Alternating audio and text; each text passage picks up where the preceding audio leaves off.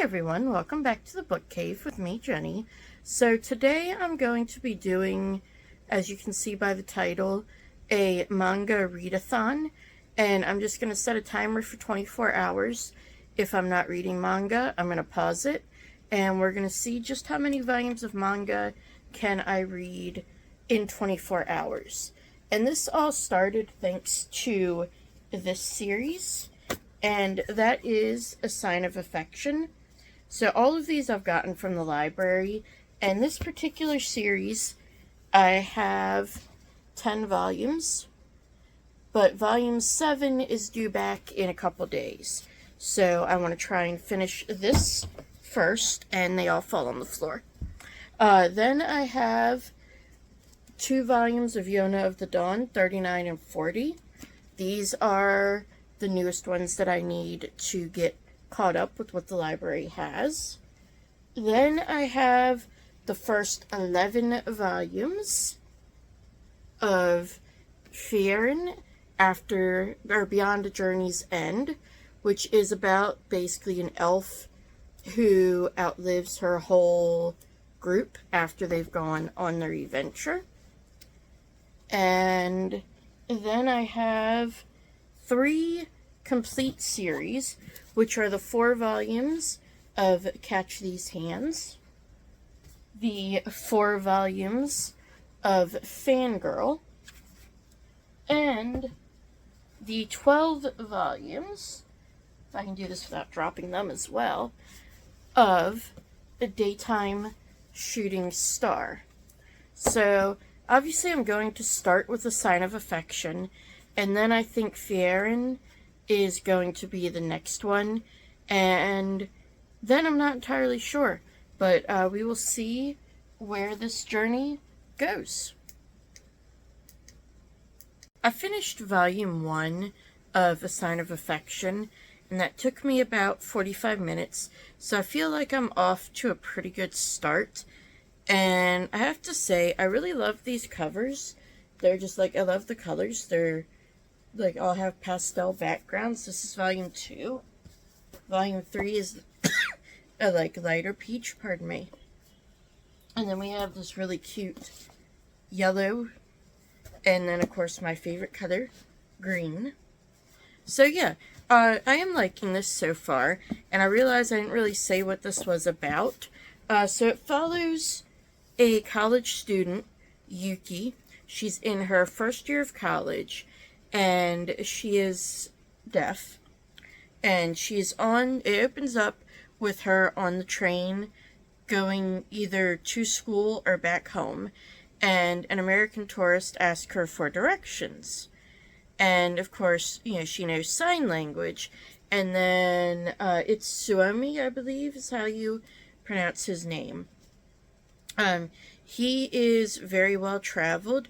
He speaks 3 languages. He speaks Japanese, English, and then German, and he knows a little bit of Chinese and is trying to learn Spanish. And then, so when he sees her using sign language, he's very intrigued, and at the same time, he's one of like the few people she's ever met who will like just immediately talk directly to her and not like feel weird about it or anything. I have to say, I really love the fact that this is like in college, so you kind of get more of life outside of school, whereas in the high school ones, it's very much about like high school and everything. But yeah, I absolutely adore Yuki. She is very cute. She's very exuberant, and Itsuomi is just very sweet and seems to just have a very charming personality. And I'm really looking forward as well to getting to see more of his friends in the International Club and getting to see more of her friend Rin and just kind of how that all plays out. But yeah, I'm going to go on to volume 2 and hopefully finish this one up pretty quickly as well. So I finished volumes 2 and 3 of A Sign of Affection now, and I have 22 hours 6 minutes and 30 seconds left in this readathon, so I feel like I'm making some really good time. And I'm still absolutely loving this series. I believe it's absolutely adorable, and it just keeps getting even more adorable. And I love just how, like, chill they are. And, it's kind of like, well, Yuki makes a big deal out of it. But it's Isuami really doesn't. So it's kind of like cute to see him just being all chill about like giving her a hug, holding her hand, kissing her, and just like, a little PG kiss. And she's all flustered and blushing, and he's just like, yeah, I kissed you. And but like, he's not super macho about it either, if that makes sense. Like, he's very respectful. And yeah, I just think it's absolutely adorable. And I'm just probably going to keep saying that every time I talk about this. But it has definitely become a new favorite. And I've found that there's some of the like newer manga series, I find that I do like parts of them, but then like other parts seem to be overly simplified.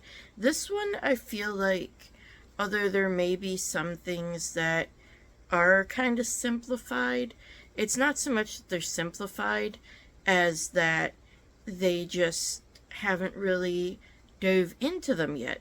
Because, like, they literally just got together. He went on a trip the day after they decided to start dating, and he just came back.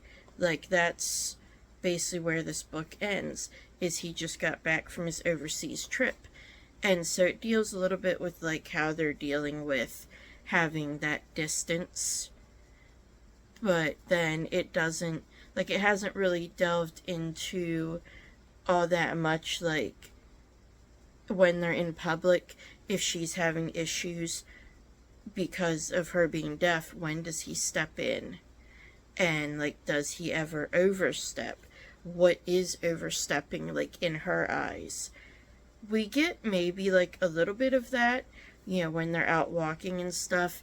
He will kind of, like, gently pull her to the side if somebody needs to, like, get by her or anything like that, But I feel like that will definitely be delved into more. And then, like, as we get more characters, there will be more about, where that line is when you're, like, actually interacting with the same people and everything. And, yeah, I'm just really excited to see that and really excited to continue this. I'm now down to just over 20 hours left in this readathon. So before I went to sleep last night, I finished up to volume 6 of A Sign of Affection. And as I've said before, and I know you're tired of hearing it, but it's very cute. One thing that does annoy me a little bit is, we're 6 volumes in, and we don't get anything about what's going on with Emma. Like, obviously she's an old friend, but there's more to it. There seems to have been something that happened between her and Asumi. But we don't know exactly what it is.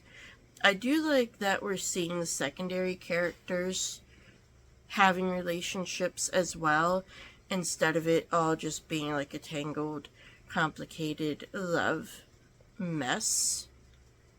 And yeah, I do enjoy parts of it. There was like a little camping trip that was cute and just kind of like a throwback. And I do like the fact that I feel like all the characters are pretty mature, and like they're all supposed to basically be adults, because like the youngest is Yuki and she's 19, and I believe she'll be like turning 20 in like the year that we're in the manga. And so, obviously that is the adult age in Japan, and most of the other characters are over that. I am, however, not liking all that much the love triangle that is showing up. Although I do feel like, again, well, we don't get a whole lot of background on Ohashi, I think is how you pronounce his name. But we don't get a whole lot of background on him. And I just feel like the world doesn't necessarily feel fully fleshed out because of that. That, like, a lot of characters just aren't necessarily getting a whole lot of, like, background. And I get that, yes, sure, our main characters may not know this, but we do get scenes where it's just these side characters. So I'm hoping, as I continue on, that we might get a little bit more. And I will say this is definitely a very fast series to read. And with it being rated like older teen, usually sometimes what will do that, other than content, is it meant to be like a josei versus a soho. And I feel like this one is more of a josei just because the characters are older, which usually means that there's more text. And the same thing with a shonen versus seinen. And yeah, I'm noticing with this one, it still kind of reads more like a soho, but I don't mind that because, I do still like my sohos, and it's not immature, as I said. So yeah, I'm going to go ahead and get back to reading, and I'm now on volume 7, so once I finish that, that is what's due back at the library, so that makes me very happy. I have 17 hours and 42 minutes left now, and I've finished the last volume of A Sign of Affection that my library has. And I was thinking we were going to start getting some answers, because Yatsumi has a tattoo. It obviously means something to him. He had something happen on a birthday. We don't know what either of those are. They haven't been addressed. I do feel like, though, in the next volume they will be. So hopefully I can get volume 11 soon. I'm not sure when it comes out in the US or if it's even already out. But yeah, as I said with the other ones, super cute. I love the whole meet the parents thing. That was very comedic. That is one thing this has been doing very well as well, is the comedy seems to hit. I'm still not a fan of Yuki's friend, Ayushi, I believe is how it's pronounced. I'm not the biggest fan of him.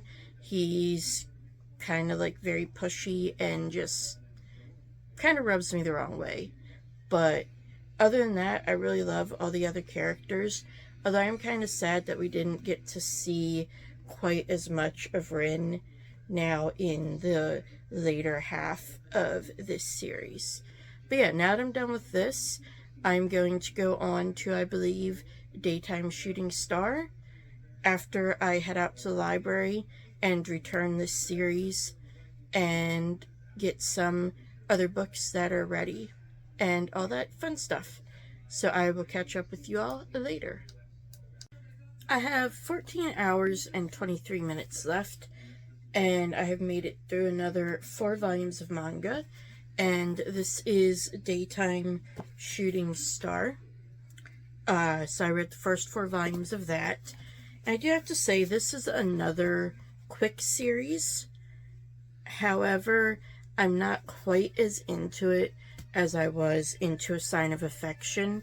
This is more of like a true Soho high school puppy love sort of thing.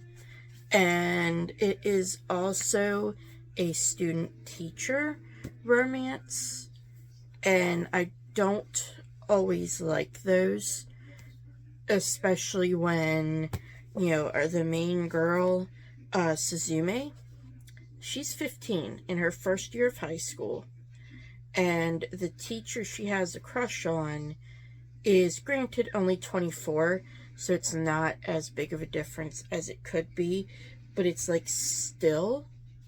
And yeah, just the fact of that is kind of a little although I will give it props for the fact that even though he may slightly be infatuated with her, when she confesses to him, he turns her down, because obviously that is the right thing to do.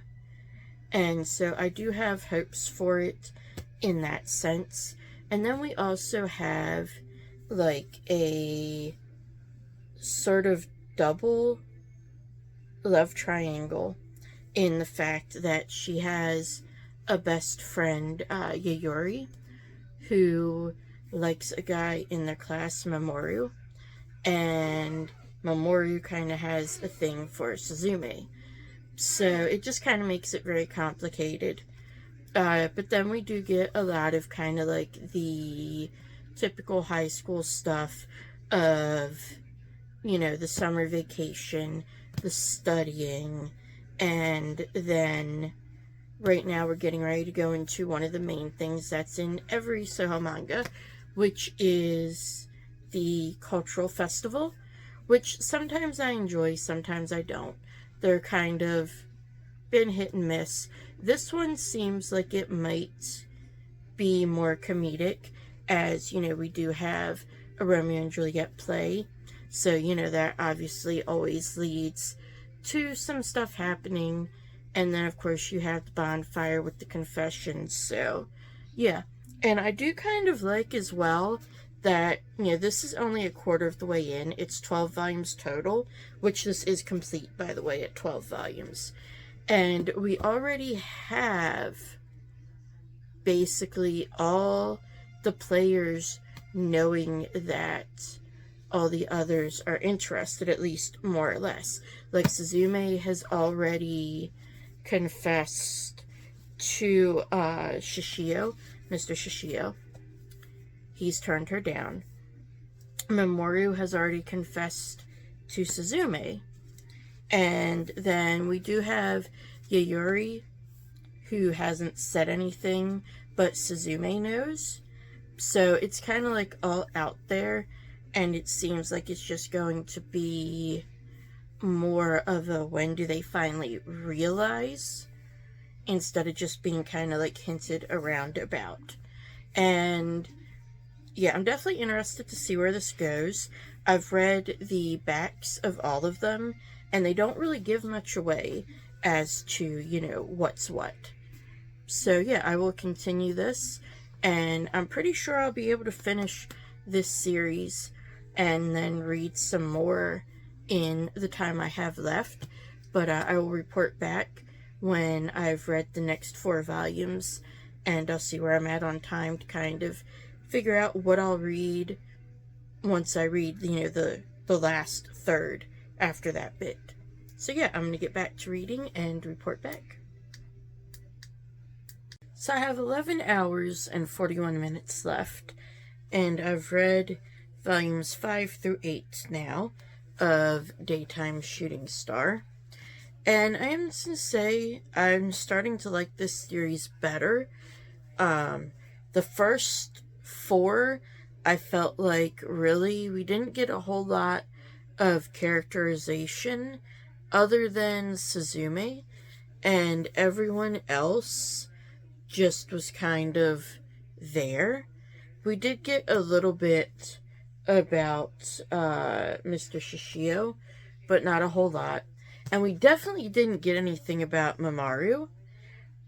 And that kind of irritated me a little bit, because I'm like, look, we know it's going to come down to between these two. So, like, what's going on here? And then finally, in, 7 and 8, really, is when we really got Mamoru. And then where we left off on 8, I'm definitely interested to see how this ends. And yeah, that's about all of my update. So I'm going to go ahead, finish this, and then let you all know my thoughts and how much time I have left. So as promised, I am now back, having finished Daytime Shooting Star, the last 4 volumes, 9 through 12. And overall, I would say this is, while not a bad series, it is kind of a typical Soho series in that, you know, you have the kind of complicated love triangles and everything like that. Although I do feel like this one has more realistic reasons, and like, you know, it makes sense. All the conflicts do make sense. I did not love it as much as I've loved other stories. Like, let's see, Sweat and Soap is one that I really liked, although that's definitely more in the adult realm. You know, they are adults working and everything. This one obviously isn't. And yeah, I do enjoy it. I did like the ending. And I do like the fact that once you get through the first half of this series, you get a whole lot more about the other characters rather than just, you know, Suzume. And yeah, so if you like the Soho high school, specifically love stories, younger high school love stories, I feel like you would like this. I feel like if that's something you're not so into anymore, I don't feel like this will really bring anything new. But, you know, it may still be something you could enjoy. Yeah, knowing what I did about it going in, I think did help, you know, kind of realizing that that's what it would be. So I didn't have these super high expectations for it. But yeah, so now that I've finished this, I have 9 hours and 1 minute left. So I do believe I'm going to go on to Fierin and see if I can't finish the 11 volumes of that I have, because like I've said before, I've been making really good time with this. I did not realize how quick, honestly, I could read mangas until I decided to do this. But yeah, I will report back when I've gotten a little bit into that series. So I have 5 hours and 34 minutes left, and I have made it through the first 4 volumes of Fierin Beyond Journey's End, and so far I'm finding this okay. It's kind of just a standard magical quest, but I do like the character designs. I feel like they're really cute, and yeah, it's Fierin right there. I just feel like they're very cute, and I enjoy getting to know the characters. I feel like they are characterized very well, and this reminds me a little bit of A Cat from Our World and the Forgotten Witch, just in the fact that you have this person who is going to live this long and, well, has outlived already pretty much the rest of her party, and is now kind of dealing with what does that mean. And so it is kind of interesting to me to also see this side of elves, that like they are so long lived. Could they really understand somebody who lives, you know, a human lifespan? I would definitely like to see more with the dwarves, and because it does seem like Fierin relates to them a little more, even though they don't live near as long as an elf does?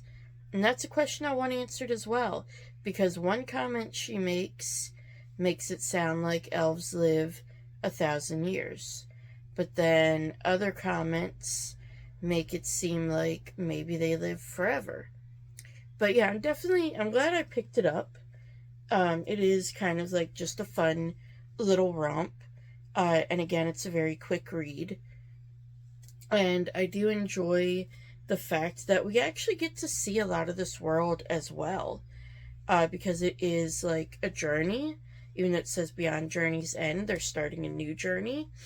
And so you kind of get to see the whole world. And we actually do get a good bit of world building, that it may just be little quick snippets, but it's still very fun, and I'm definitely looking forward to getting more into this. I have now made it to 24 hours of reading manga, and I finished volumes 5 through 11 of Free Aaron Beyond Journey's End, and I really enjoyed this. We get quite a bit of world building through these. I feel like we get more in these volumes than we did in the first couple. We get to see like the Northern Plateau, and then by the end of it, we're just getting ready to go into yet another place, which is the Empire. And yeah, I just found this really interesting. It has really like a Dungeons and Dragons sort of vibe. You know, they're like the party and, you know, mages, priests, stuff like that. And I feel like the magic is explained pretty well throughout this too. And yeah, I'm definitely looking forward to meeting more characters and learning more about this world. But yeah, that is everything I have for you today, and I hope you enjoyed this video. As always, if you did, hit the like button and subscribe, and then you'll be notified every time I post new bookish videos. And I will see you next time in the book cave.